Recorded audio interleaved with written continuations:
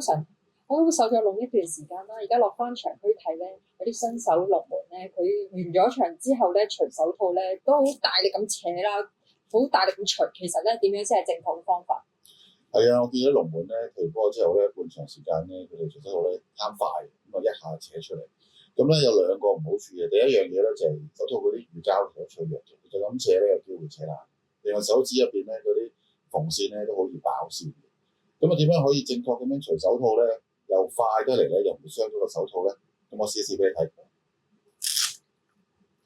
咁啊，除咗個 wristband 先啦，咁啊左手心口，右手撳住，我除出嚟啦，完成咗啦喎。咁啊呢邊都係啦，撳住除出嚟。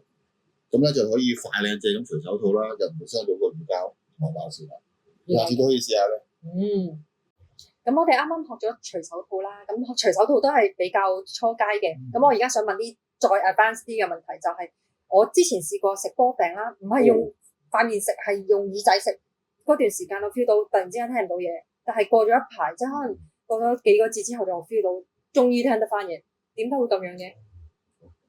嗱，通常咧就係因為咁嘅，內耳入邊咧有個耳蝸啦，接收我哋嘅聲音，將個信號傳去大腦啦。咁你長期嚟食波餅咧唔使，咁可能令到耳仔入邊嗰個內耳神經線同血管咧功能咧暫時有缺失，所以就突然間聽唔到咯。不過好彩嗰個好得翻。咁但係咧有啲人咧就冇咁好彩嘅，佢哋咧可能會係有一個特別嘅情況，就叫突發性失聰。通常咩情況咧？一覺醒來冇撞親過啦。冇發燒冇感冒，亦都冇呢個耳仔冇意思，突然之間咧完全聽唔到嘢。呢個情況咧，我哋俗稱咧叫耳中風，咁好多人驚嘅個名，亦都係一個耳科嘅急症嚟嘅。我哋一診斷到之後咧，就會開一啲特效藥俾佢哋㗎啦。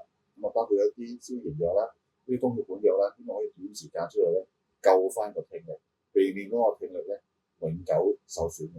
所以突然間聽唔到嘢咧，都唔可以掉以輕心。哦，原來咁。睇波要健康，求醫幫到你。